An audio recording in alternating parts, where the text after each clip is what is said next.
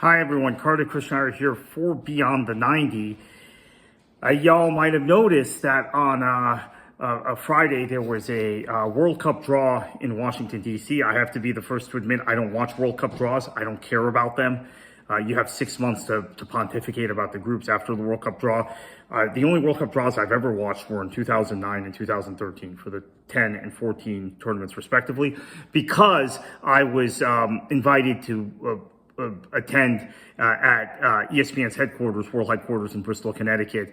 They were the official broadcaster in the States at the time and some other territories for FIFA events. So those are the only 2 World Cup draws I've watched. I did not watch the draw for the 94 World Cup in the US, 98 World Cup in France, 2002, 2006 onward. I don't watch them. So I know there's been a lot of controversy because of Donald Trump getting a peace prize, created peace prize by FIFA. But quite frankly, FIFA has always been this way in terms of whether it's a left winger or a right winger. You know, they sucked up to Nelson Mandela like you wouldn't believe when they had this World Cup in South Africa. It was really kind of pathetic how political that was towards the ANC government at the time. Jacob Zuma, who was the president of South Africa. I put president in air quotes because he was just a very, very illiberal figure of the left, but an illiberal figure. And there are other, there's a history of this, right? Putin in 2018, the Argentine junta in 78. So this is the way they roll, right? You don't necessarily get leaders like in 98 in France. They had Chirac, but Chirac eventually went to jail, right? So, right. So this is a historical thing. Trump thing. That's not the commentary I want to make today. I want to make the commentary about the draw and the reaction to it among U.S. men's national team fans and people who cover the U.S. men's national team. Because this is an annual rite of passage every 4 years, with the exception of 2014, when it was kind of acknowledged in December 2013, the U.S. had gotten a very difficult draw with Ghana, Portugal, and Germany. Sorry. I'm dating myself. The FRG, Federal Republic of Germany. It's still the same entity as West Germany was in a way.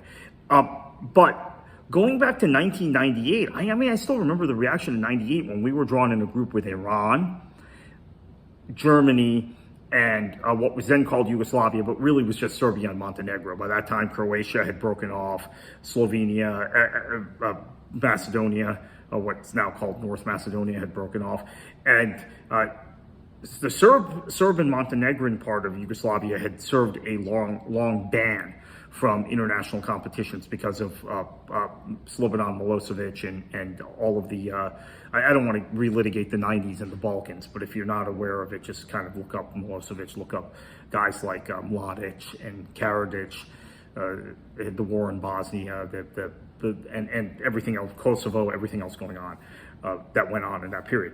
So they had been out of international competition for several years. In fact, it was because they were thrown out of international competitions that Denmark got a spot in the Euro 92 tournament, which they then went on to win famously in the summer of 92. Starting with that World Cup draw, we were told the U.S. was in an easy group. So when I heard in 2024, or just last week, that, U.S. is in the easiest group. They got Paraguay. Who were they? Australia. And they're going to get Turkey or Romania or, obviously if they get Kosovo, yeah, it's a winnable match. First off, the U.S. has never had much success against European countries, UEFA qualifiers in major international or in the World Cup. Obviously beat Spain in the Confederations Cup. But outside of defeating Portugal in 2002, I can't think of any other victories against European sides. I went through this 4 years ago when I was told Wales was a pushover, and I pushed back pretty aggressively, talking about specific Welsh players. And granted, I watch English football, especially at the lower division level, probably more than 99% of the people in the United States, or more than 99% of the people in the United States. So I knew the core of the Welsh team and the guys that were playing in the championship at the time. Brandon Johnson, by the way, I think I was correct about it. He's gone on to have a great career. And I had mentioned, look, they're toward the twilight of their careers, but Ramsey Aaron Ramsey and Gareth Bale are better than any players the United States has ever produced in history. Those two guys that were on the Welsh team at that time, yes, in their twilight years, but yet I got laughed at. I got laughed out about Iran when I said Carlos Queiroz knows how to play against the United States, and he proved that, even though the U.S. won that game by hook or by crook. And I did also concede England was the weakest of the seeded teams. I thought the U.S. potentially could beat England, and they probably should have beaten England. So it's not that I'm being overly critical. I was being fair. So let's go back all the way to 98. 98, we were told Yugoslavia wasn't that strong. We would lose to Germany. That was conceded.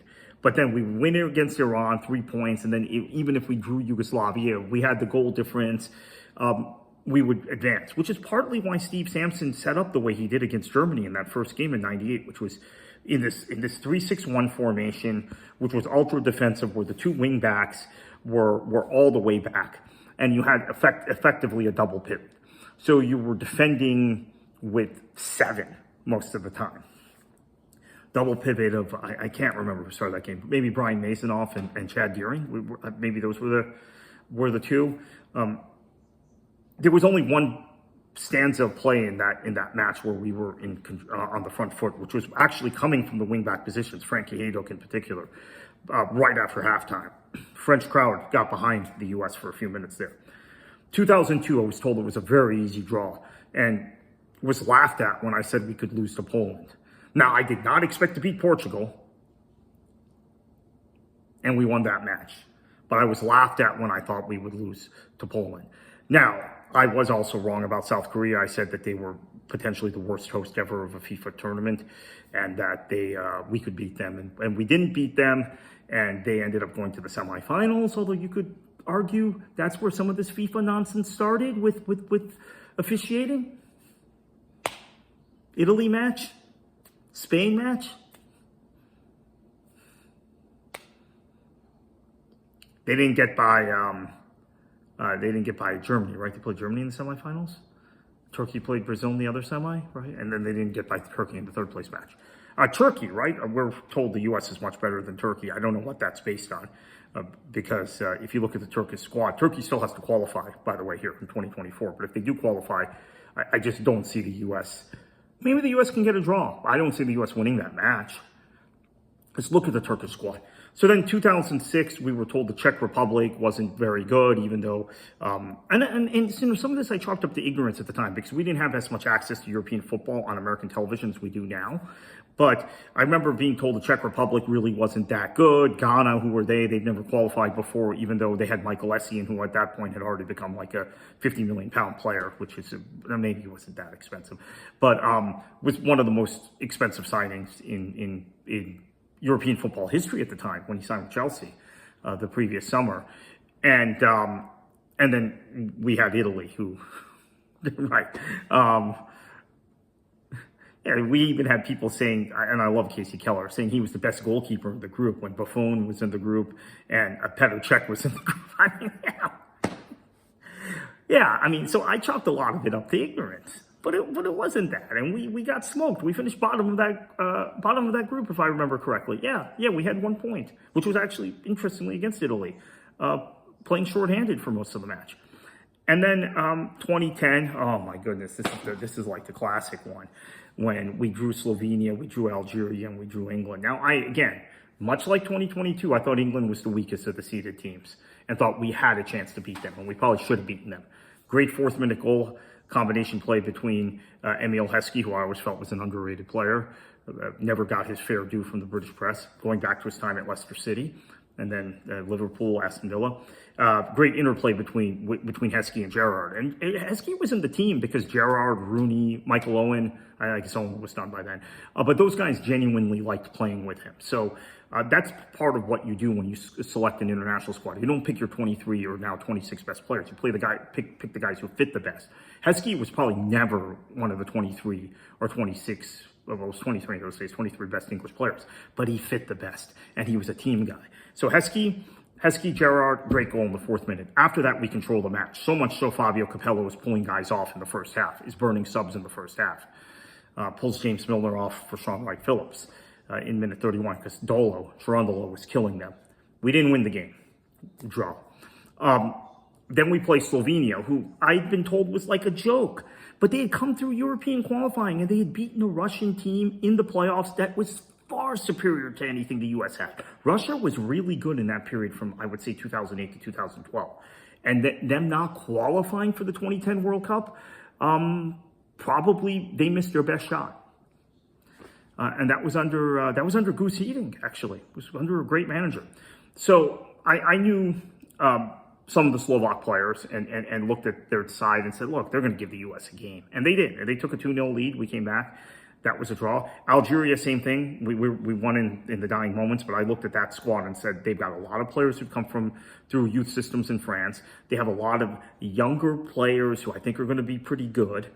And we had a hard time in that match. And then we lost to Ghana in the knockout stage. So, again, overhyped. 2014, we talked about. 2018, we are on the cusp of not qualifying.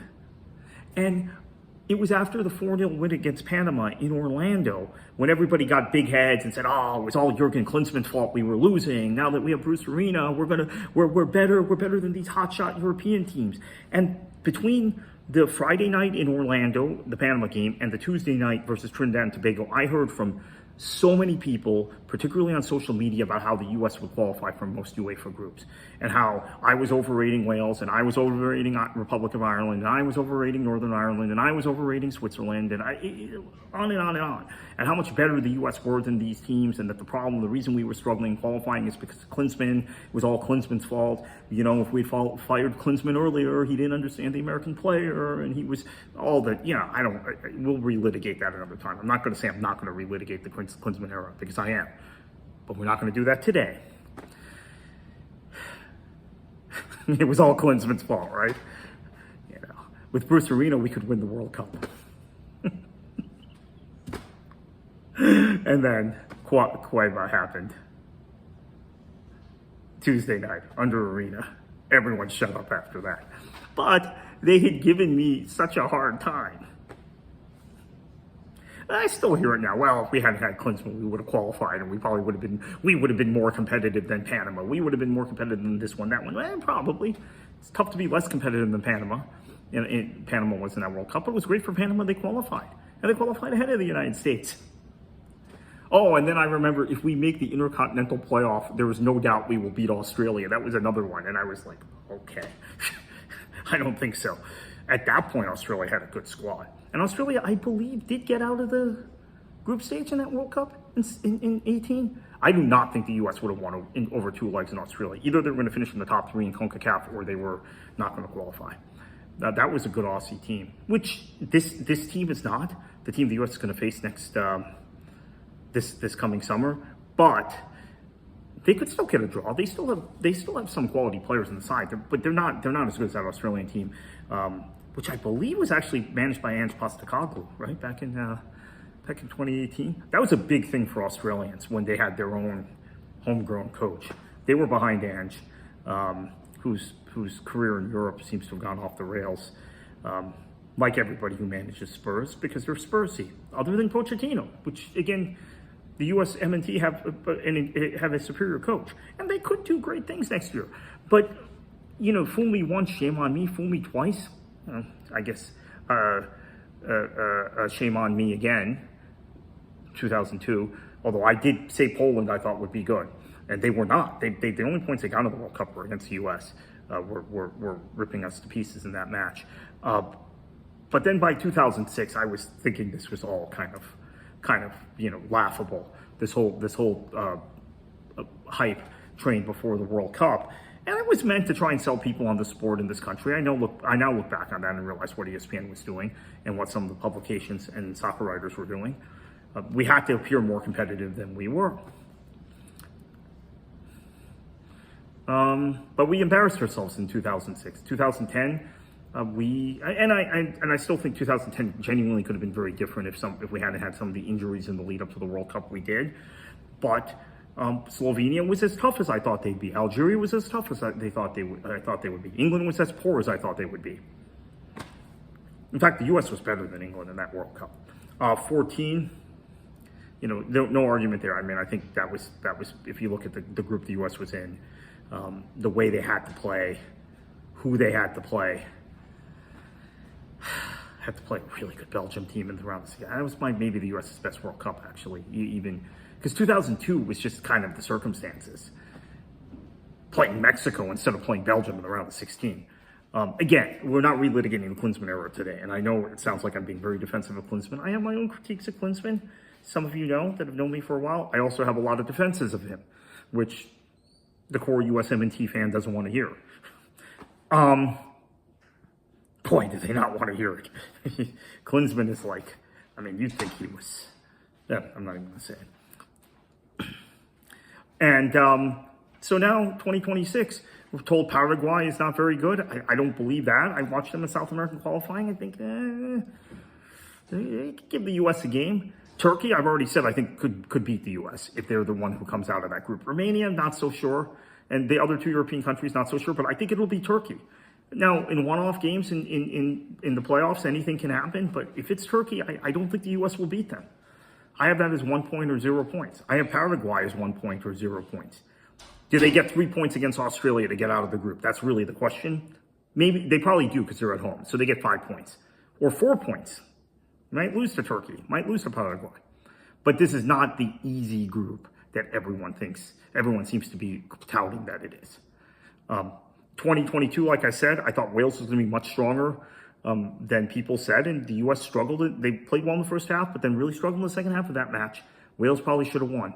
England, I said, was the worst seeded team. I mean, it was a joke England was seeded in. It's been a joke England's been seeded in all these World Cups. Now, maybe this one I'm okay with it because you have more groups, but they have never been one of the top 8 if you include host countries. So they're somewhere in the 8 to 10 range. So maybe they'd be the very last seeded team. This time, there are 12 groups, and this time they're probably in the top 5. So I would not say England is easy this time, but in the past I would say it was the weakest seeded team. And the U.S. has benefited from playing the weakest seeded team in 2010 and 2022, in my opinion. Outside of the hosts, right? You could have drawn South Africa, who was incredibly weak, or Qatar, however it's pronounced, who were incredibly weak. But outside of that, among like actual established seeds, England were the worst in 10 and 22. And the U.S. got a weak South Korea, in my opinion, in 2002. Now, of course, they ended up being better than we thought they'd be. We were all viewing Portugal as a de facto seed going into that tournament. We were thinking Portugal could win that tournament, which they bombed out. I mean, it's funny, when we don't expect things from Portugal, they do great things. Like when they won the Euro, when they got to the semifinal in 2006 of the World Cup. When we do expect big things from Portugal, that World Cup, Euro 2004, the last World Cup, they tend to underachieve. The last Euro. So, yeah.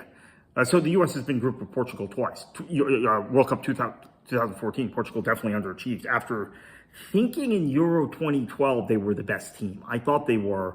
They lost in pens to Spain in the semifinal, and then Spain just obliterated Italy in the final. And so going into World Cup 2014, I'm like, Portugal, Germany, that's a tough group. The U.S. got out of that group, again, with Klinsmann as the manager.